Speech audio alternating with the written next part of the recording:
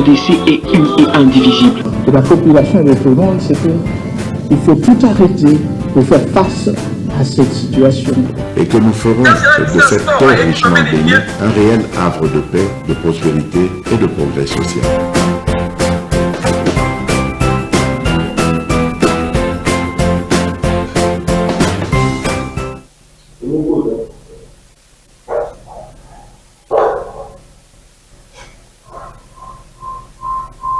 Tupesi bino mbote bandeko bozolanda MKBZ officiel. Merci na bandeko bino bozolanda biso partout à travers le monde. Merci na nyonso bozali kosala ko s'abonner na chaîne na biso, ko pesa biso confiance.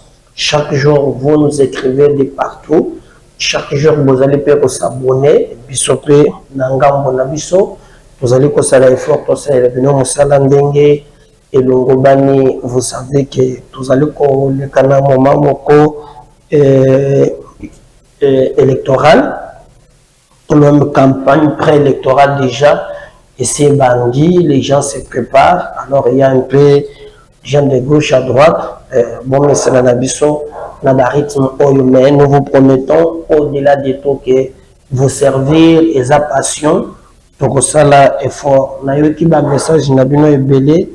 Na oyezota la ma technique bolimbi simuke parce que toyoka kape bino to sala ka ba mission pour na bisote to sala ka pour na bino moko. Nous comptons vraiment kobongisa pour na ko sala bino plaisir et les écondingue bolobi on est en train de nous battre, je crois déjà dès lundi makambo makozonga normal.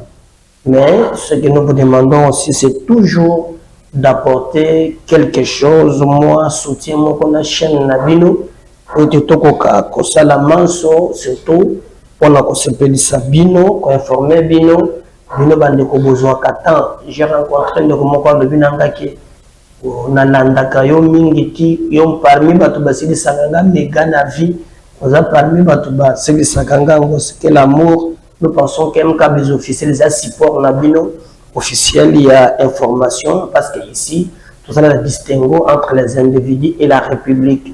Parce qu'il y a des gens malandaka bateau bakoleka, mais nous, c'est la République qui nous intéresse. Si c'est pour la première fois que l'émission Nabiso est comédio, donc au Sengo Makambo Belete, vas-y qu'on s'abonne, ceux qui s'abonnent, au partager le lien, ceux qui partagent en tout cas. De konangai aussi anga pe bato susu ba s'abonner et kopesa biso makasi tokobeta masolo ezali lelo dominé na ba vérité oyo ezobima na dossier ya François Beya, ancien conseiller principal et président de la République, azali libanda ya mboka dossier na ye ezongi na niveau ya justice. Mais dans les coulisses, on nous apprend beaucoup de choses concernant Makambo. Il y a François Beya, Joseph Kabila, Kabange, Azali, Lususu qui s'est prononcé. Si vous vous souvenez très bien, il avait dit, Tango Sangisaki, Bandekona, Kingakati, Alobaki, bientôt il va se prononcer.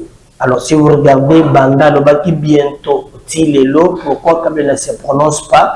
Bah, élément Yassika et Koti et Kabila est sous menace. Kabila est trahi même par le Rwandais, Naba Ougandais. Bah, Oyo Bazalaki Nadil Naye et Tango Tozolo Ba. Bokoko Yokake, na temps ferme, Kabila a se retrouvé dans Makambo Moko, Oyo Ezali Kolobape. Insécurité, tout peu confusion na Katanga. Pour retenir que ministre ya intérieur ya Katanga Bautiko remplacé. Pourquoi on lui reprochait beaucoup de choses.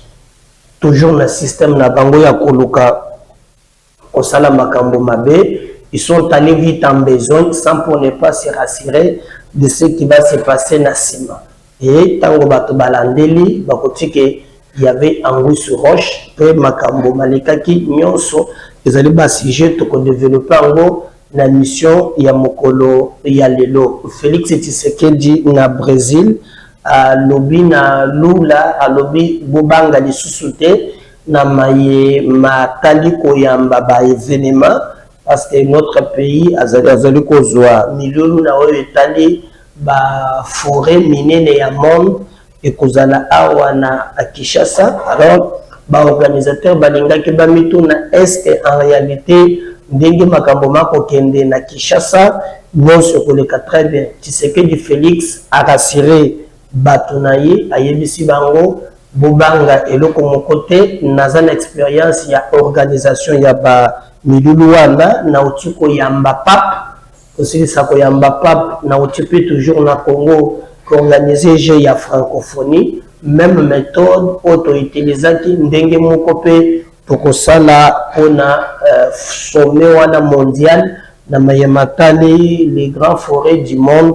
Alors tozali vraiment kozela yango esalema na mboka na biso chronique ya madame Monongo na nyonso bango bandaki koloba lelo manso mamonani polele tokoki koloba ke madame Monongo bandaki ko révéler mingi dossier ebele et lelo na poisa ebimina miso ya bato tozo yebate nini ezokomela abango mais le préparatif ezoleka dans des conditions acceptables par tous. Beau partager lié à émission pour te kende liboso Kinshasa pe avant tokota na ba développement to peut toujours quelques infos du jour pour retenir que na Kinshasa makambo mabe mingi malikaki enini lekaki bande konangai na niveau ya Kinshasa si mutuka moko ya monene bandaki ko uta soki na carburant na Congo central et comme niveau ya rond-point ngaba chibula donc batu bakoi on nous parle de 5 morts Bokolanda Gentini Ngobila dans cette comment Jekoko dans cette mais ce qui nous intéresse un peu les alliés comment dans le lenge nini batu bazali ko se contredire. Ministre de l'Intérieur actuel a relancé débat wana mais du temps il y a Kimbuta et les autres bapekisaka bamituka wana ya minene ekotaka na moi moi et na moi tala essence kweli bato bakima basala boye il y a eu des morts Bokolanda même comment situation wana les cas qui est celui qui fait les points les alliés vice-gouverneur ya Kinshasa Jekoko Mulumba Motoazalaki be ewana. Alors to bandi maintenant to développer mais avant de développer tous ont quand même quelques grandes lignes.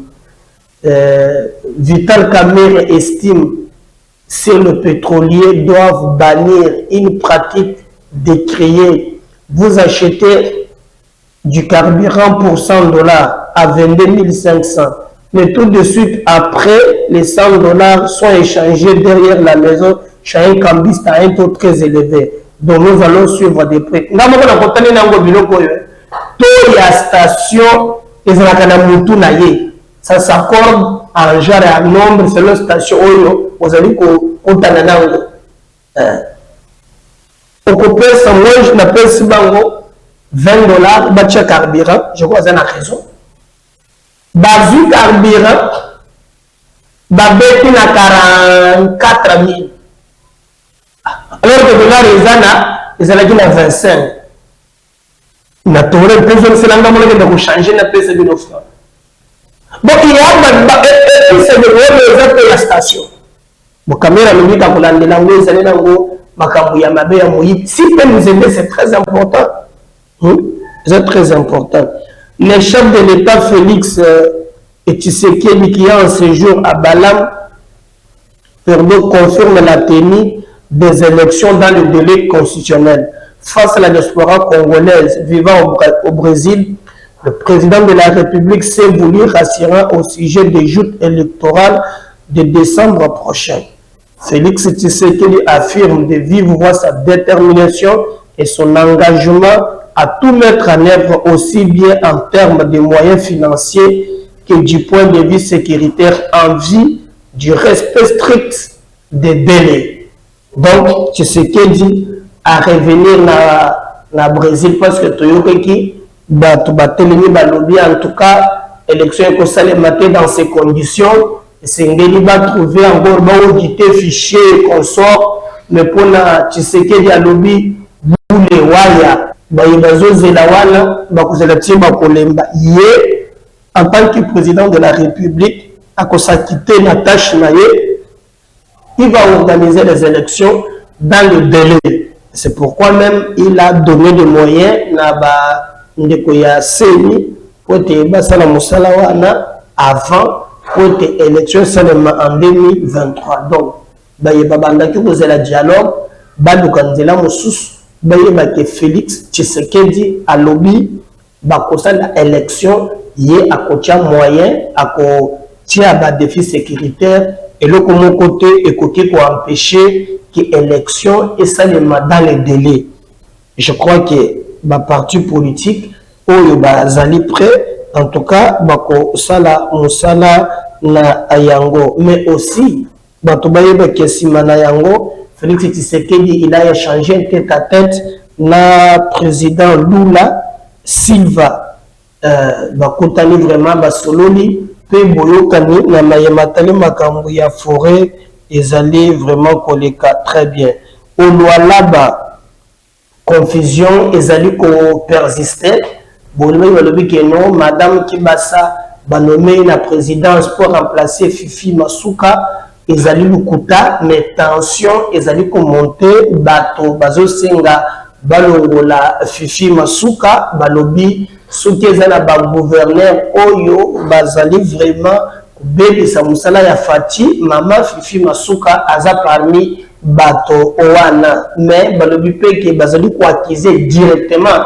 ba proche ya président oyo bazali ko gérer kaka na Fifi Masuka malgré manso bazali ko lekana nzela ya mabe donc baye bake Fifi Masuka azali ko sepelisa bato konate mais olobi Isabelle Kibasa faux et archi faux président setikali konomé yete mais bayibisinga na tongwa balobi de comédar biso awa grogne ezali makasi bato balingi yete na lolenge ya kokamba mabe mais entourage bato bazokana ke baza makasi bazali ko protéger je ne sais pas pourquoi nazana ba élément mais ezali basango ekomeli ngai na Lualaba d'ailleurs bato bazali ko décrier balobi na président afongola miso na maso bazali koleka na Lualaba na nzela ya Fifi Masuka oyo azali gouverneur oyo bato balobi azali kosala ata mokete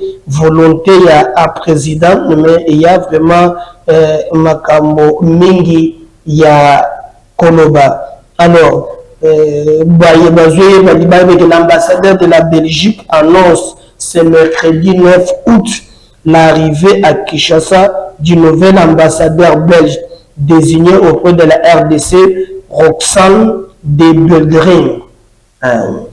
Roxane Azolikoya Awa, donc ambassadeur à Belgique, à Keinaye Oyasika Azalikoya.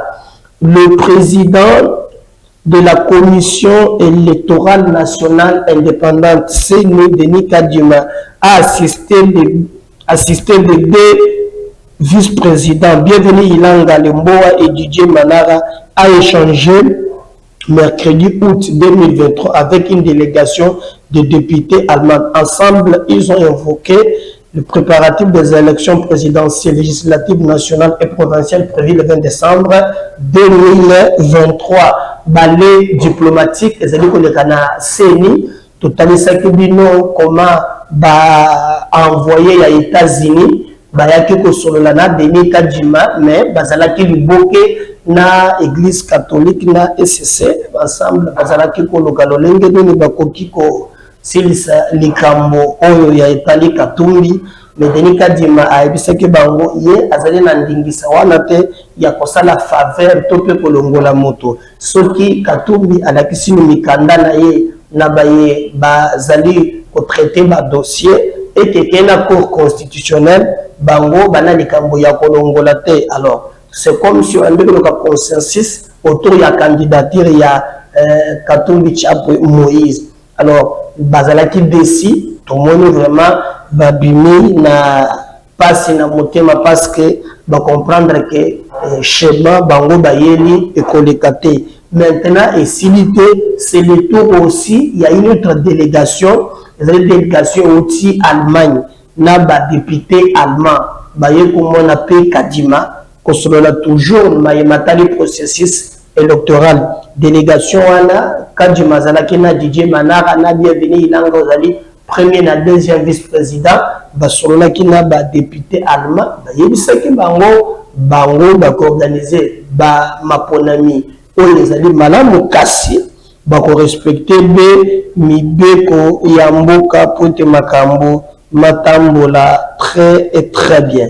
Voilà, au moins, bon retenir aussi que non, la Chine veut mettre en œuvre les accords de partenariat convenus récemment à Beijing entre le président de la République et le président Xi Jinping. C'est l'ambassadeur de la Chine qui est là exprimé au vice-premier ministre de l'économie nationale, Vital Kamerhe Lwakaningindi, Mobali Yabatu Yamama Mida, amenez-moi ce soir. Donc, wana ezali quelques grandes lignes oyo boko landa na émission ya biso ya mokolo ya alelo. Alors, comme je vous avais dit, na kobanda na likambo yotali François Abeya. Bon, François Abeya qui est le Fantomas.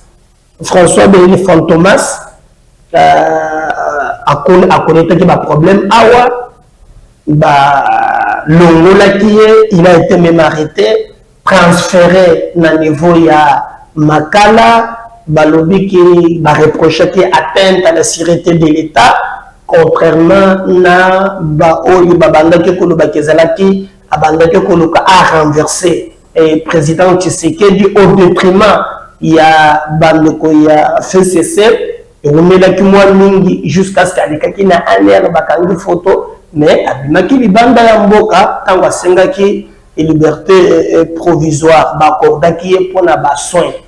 Alors si maya dossier ya Jean-Marc Kabou pour ya nekaki à la barre bonaki comment abdotaki shonaye ba filmaki yango parce que ba page nyos na ye ba yango c'est que c'était un show préparé. Si maya dossier ya Fortina Biselele même si on avait la makala puis on avait le sangai azana makala te bazo mona yete ce qui nous n'avons comprendre te azana makala te bazo mona yete kolongola ye après ezana ndeko mosusu pe c'est le tour maintenant ya François Beya ya yete dossier et bandi mais apparemment ba dossier nyonso ba reprochaki ye tango balandeli bobike bakangaki ye na ndeko moko bazaki la police bakangaki ye na moko mpona bateni bakangaki moko balobiki abandaki exercer ye po abeta masasi. Il s'est passé beaucoup de choses. Les informations que nous avons maintenant balobi Nzoka apparemment vérité ezali 50%. François Beya azalaki peu victime et encore fait ses caches. Il a été lié na Kabila Joseph parce que Kabila Mototiaki est des jeunes au Menaki Mouaming même la rencontre mingi à Tshisekedi Kabila et les autres il y était pour quelque chose. Le Fantomas, Balobi c'est quelqu'un même en Afrique qui jouait un rôle très important. Alors, et comme que, dans le moment où baye oyo babanda ke koluka positionnement, nde babandi kopotana. Balobi boy, bo fongo la misu. Beaucoup na pe na confirmé te. Mais na ndenge procès bandi selon les informations tozana yango que babiloko mingi ekoki kozala pe contredit tolobi te ke nyonso peut-être que bokoka boye bakite ye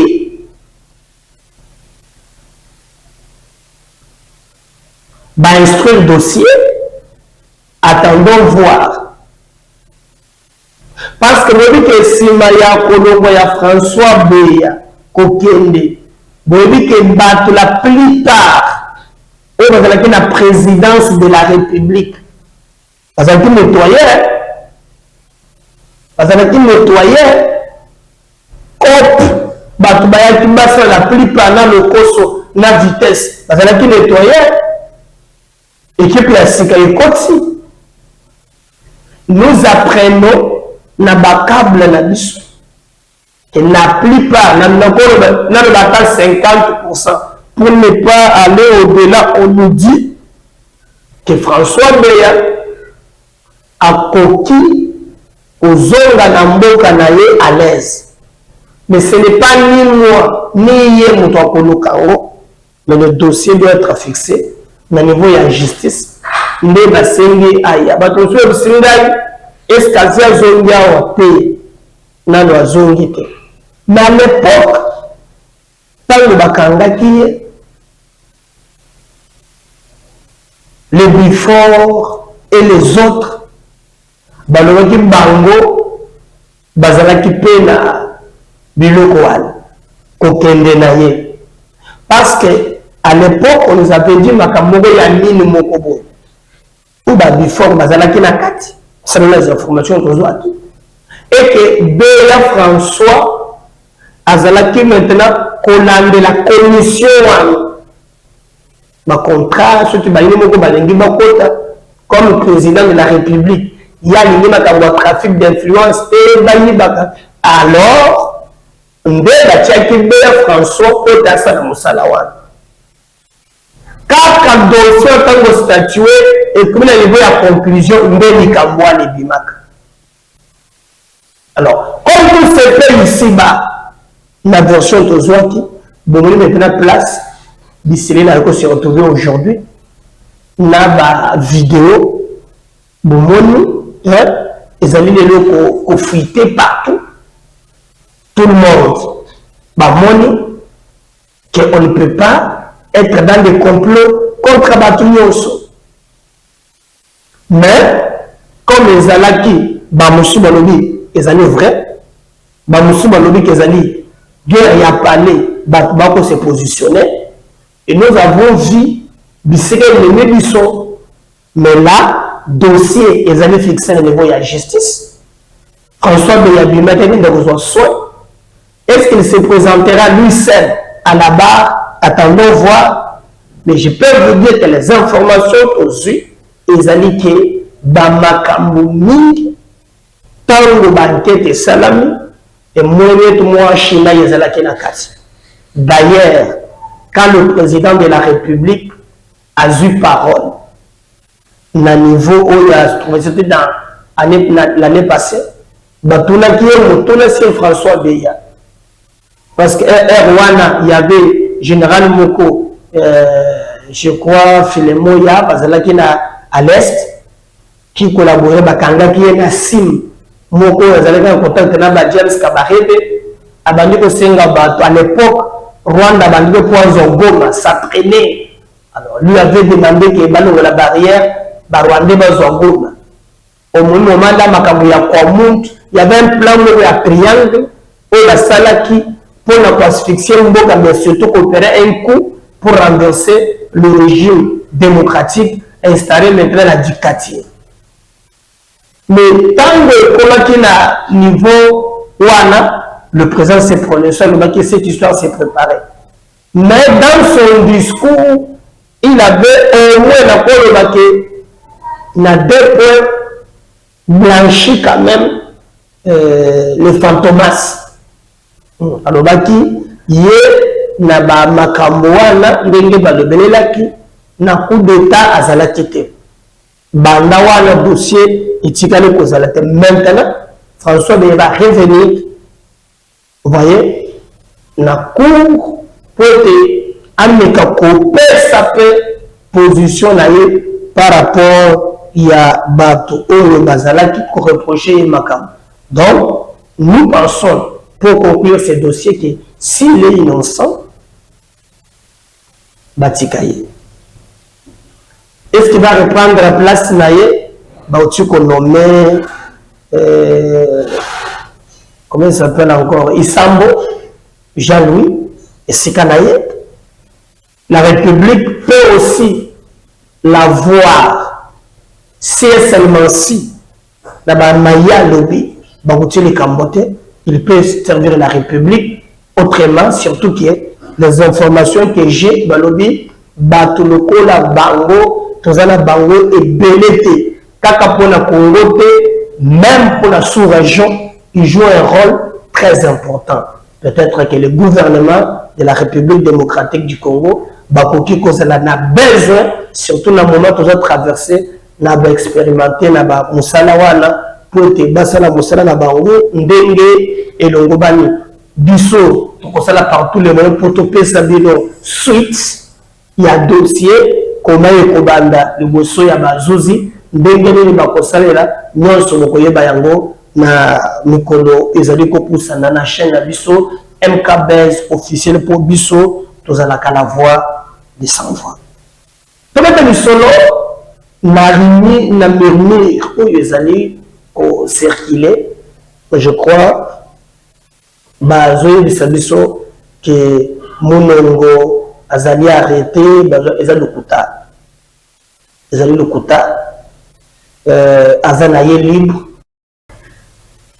Alors la vérité, parce que nous ne va pas, ne vous laissez pas manipuler Naba.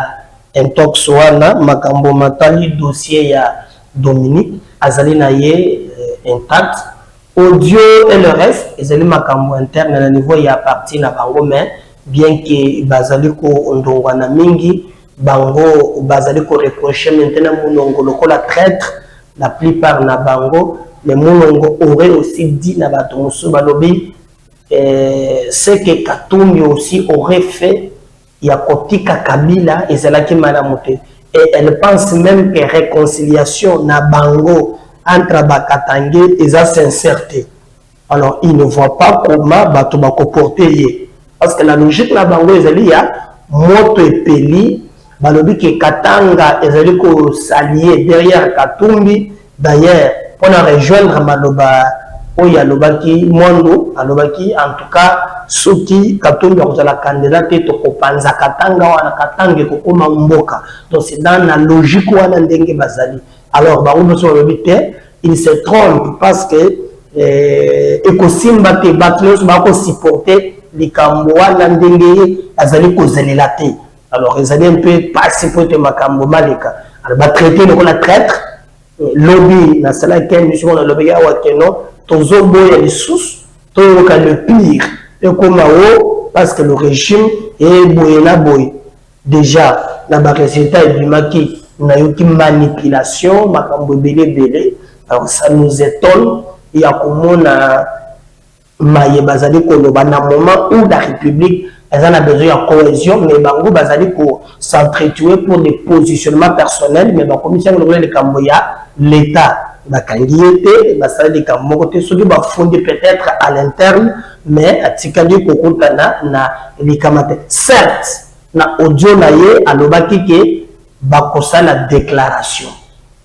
Au moins, bakosa la déclaration. Déclaration yani, bande konangai, ou yazo s'adresser na mutu mususu. Ceux qui maman moko, ceux qui mènent audio les anaki confidentiels. Maintenant, pour moi, il y a un problème des alliés. Si on a fouillé audio, on a fouillé audio. Alors, nous nous posons vraiment des questions que les alliés, les Kambomoko, il y a Kokamo, les Kambomoko, les alliés, est correct et nous regardons les Kambongo na mis sous sous et nous pensons que nous devons être très corrects, surtout travailler pour l'intérêt du Congo.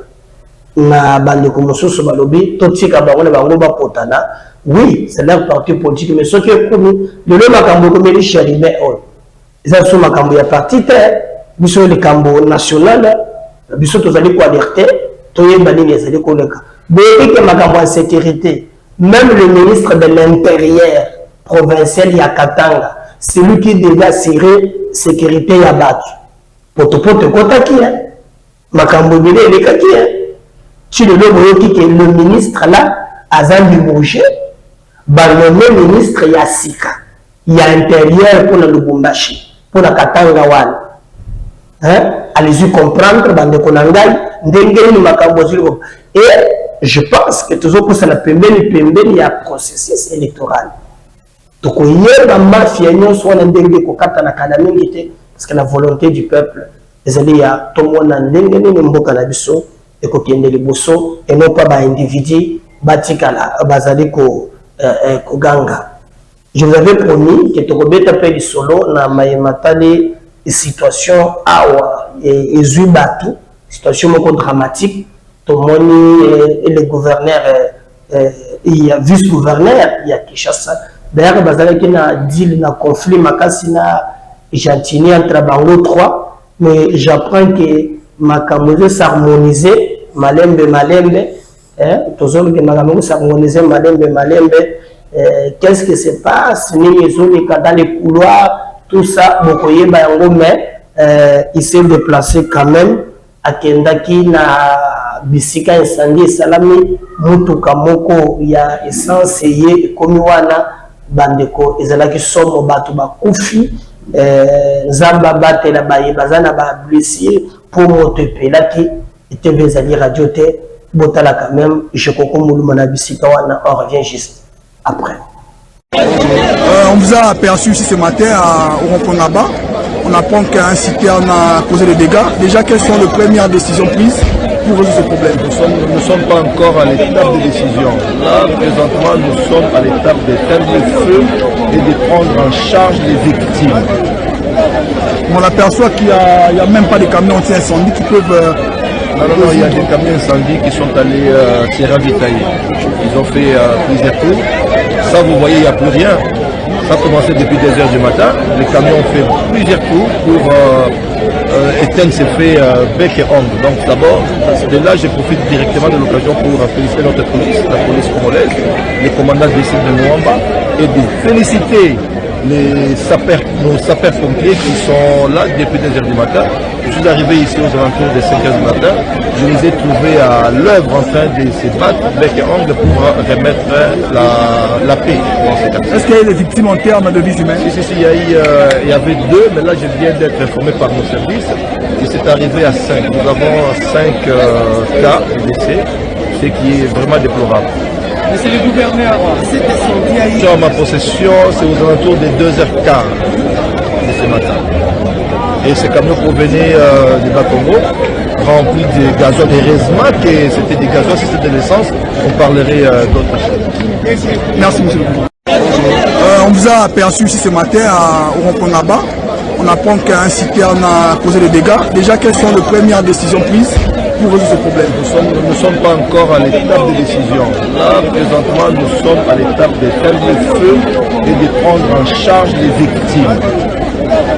On aperçoit qu'il n'y a même pas de camions anti-incendie qui peuvent... Non, il y a des camions incendies qui sont allés s'y ravitailler. Ils ont fait plusieurs tours. Ça, vous voyez, il n'y a plus rien.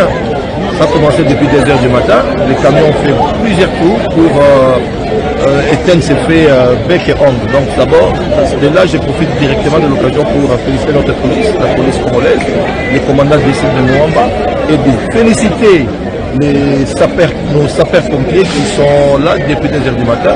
Je suis arrivé ici aux alentours de 5h du matin. Je les ai trouvés à l'œuvre en train de se battre bec et ongle pour remettre la paix. Est-ce qu'il y a eu des victimes en termes de vies humaines? Si, il y avait 2, mais là je viens d'être informé par nos services. Et c'est arrivé à 5. Nous avons 5 cas de décès, ce qui est vraiment déplorable. Mais c'est le gouverneur, c'est descendu. En ma possession, c'est aux alentours des 2h15 de ce matin. Et ce camion provenait du Bas-Congo, rempli de gazole. Heureusement que c'était des gazoles, si c'était de l'essence, on parlerait d'autres choses. Merci, monsieur le président. Voilà, on a volé Zali, Jekoko Mulumba, pour qu'on ait que mesure Oyo, Peter Kazadi a vu pour le biloko wani kotakana, Moni, tout ça, ils allaient pas bien makas, mais Oyo Kotakipe, je crois vers 5 heures, ceux qui n'ont pas boutou, parce que nous apprenons même que le camion a été incendié, et il y a un camion, ceux qui m'ont essayé, ceux qui m'ont et lui a intervenu, nous pensons que bakozwa ba mesure pour la sécuriser ba congolais ba remorque minene la ina moi il faut pas dans butu. Je pense que c'est très important ba mesure wana mais quand même pe makalingi de vital kingi wana mo kingi bikolo yena ye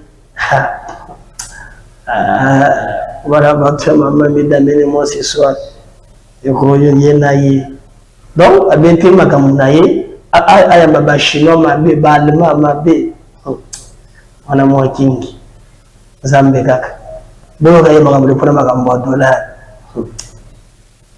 En effet, nous avons assisté à la réunion du comité de conjoncture, présidé par le Premier ministre, son Excellence Sama Lukonde.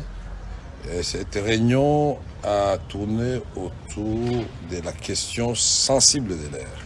Ça fait depuis 3 semaines que le gouvernement, à travers la Banque centrale, est intervenu directement sur le marché de change. Et je crois que la population congolaise et tous ceux qui vivent dans notre pays apprécient cette appréciation du franc congolais et nous allons vers la stabilisation de notre monnaie qui est l'attribut de souveraineté pour un pays. Mais ceci dit, nous avons eu des mesures additionnelles. De la part de la Banque centrale, il y a une mesure phare qui a été prise aujourd'hui, toujours dans le cadre de renforcer ces stratégies que la Banque centrale est en train d'appliquer pour vaincre ce combat contre la spéculation sur notre monnaie et contre la dollarisation de notre économie. Au niveau du gouvernement, il y a d'autres mesures aussi qui ont été prises et que le Premier ministre et les membres du comité de conjoncture ont avalisé aujourd'hui, c'est que nous devons réguler l'économie. La régulation appelle des initiatives de production. Nous avons aussi décidé que nous n'allons pas laisser faire comme dans une jungle. Le contrôle économique sur les prix doit se faire et de manière sérieuse. D'aucuns ne peut comprendre qu'au moment où le taux de change a sensiblement diminué en faveur du franc congolais et s'est stabilisé, et puis depuis 3 semaines, les prix restent pratiquement les mêmes. C'est comme ça que nous avons reçu tour à tour les pétroliers qui appliquent le taux de change au niveau de leur station, mais nous devons informer ces derniers à la suite du petit contrôle qui a été fait ce matin. Il y a une pratique qu'ils doivent bannir, c'est-à-dire vous achetez du carburant de $100 à 22 500, mais tout de suite après les $100 sont échangés derrière la maison chez un cambiste à un taux très élevé. Donc nous allons suivre toute cette chaîne jusqu'au bout. Nous avons vu aussi des prix différents. On applique les taux ici au centre-ville, mais quand vous allez au-delà de Kinkole, au-delà d'Ensele, on voit les prix commencer à monter petit à petit. Tout cela, c'est un travail de la régulation économique, donc vous pouvez faire confiance à votre gouvernement. Là, nous adressons au peuple congolais. Les opérateurs économiques doivent soutenir l'économie parce que, après tout, nous vivons le bien-être. Ceux qui pensent que la stabilité du franc congolais est conjoncturelle se trompent, puisqu'il y a à la fois des mesures, des politiques monétaires qui sont bien menées par Madame la gouverneure de la Banque centrale, mais il y a aussi des mesures d'ordre économique et budgétaire au niveau du gouvernement et les résultats, inévitablement, puisqu'on ne triche pas avec les chiffres, ça sera en faveur du pouvoir d'achat de la... Mwana mwantingi, maboza boy. Mutoki, isani boy. Koloka ka Congo. Voilà, le ministre de l'économie, il a parlé makambo ya dollar, Kindenge a sa situation générale. Mais on a dit qu'il y a 21, 24, 500, sous tout ça, mais quand même qu'on trouver une solution pour les Cambouana, parce que le Congo a besoin, il y a comme on a retrouver paix et stabilité monétaire, mais je l'avais si bien dit ici, il ne faut pas être un économiste aussi longtemps que nous ne produisons pas. Monnaie nabiso et kozalaka jamais stable, kozalaka toujours aux banques centrales à injecter, au konabasali et donc différence et kozalate. Pour stabiliser l'économie en mboka nabiso et singuler le biso moko ba yimboka to produire pe kozala très bien. Et je prie beaucoup chaque jour bolongo na nga na se na ko la papa Kamere ya mbalo je pense na ko mona pe mingi mama mikolo azana ndako mwa mingi na ko mona ko leserete kolwa sunga to ke lisusu te makambo katai wo sala boyete donc le baka français kanga maboko ndo kanga maboko bien mais ngai mabolongo ezana se na ko tiko na lusambu zamba pesa yo bwanya na mayele yambalo pardon to sengi situation économique ya monde des ambala mte po ba initiative ozwa ki ho tukende te pesa ba fermier mbo to dina ngambo mususu maire mboza na ferme je sais pas mais to ganisi ke mbalo ko travailler pour na intérêt ya ba Congo na ya ba congolais nyonso tout ça la biso nyonso prépare la biso eyebana. N'oubliez pas de vous abonner à l'émission Nabiso, vous partager lien il y a émission. Pour le bakina bino que Nicolo Yotozali na moment il y a ba élection, to fungoli média Nabiso na bato nyonso, okokiko kotala na ba service Nabiso, to kopesa yo espace, okolekisa ofuti Panabiso, bato bazula biso pona ba publicité, de quoi ba monsieur tozo kanate par rapport à les conditions qu'il fallait réunir, mais nous vous disons, contactez le service, ma produit Nabino et qu'on a vendu, n'MKB officiel, parce que c'est la voix des sans voix. Merci. Je reviens à la deuxième numéro tout à l'heure. Bye.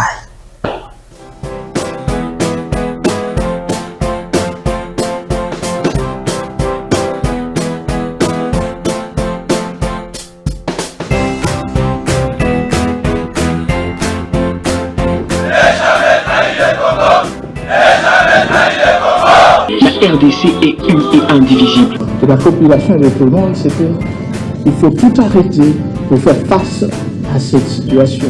Et que nous ferons de cette terre richement bénie un réel havre de paix, de prospérité et de progrès social.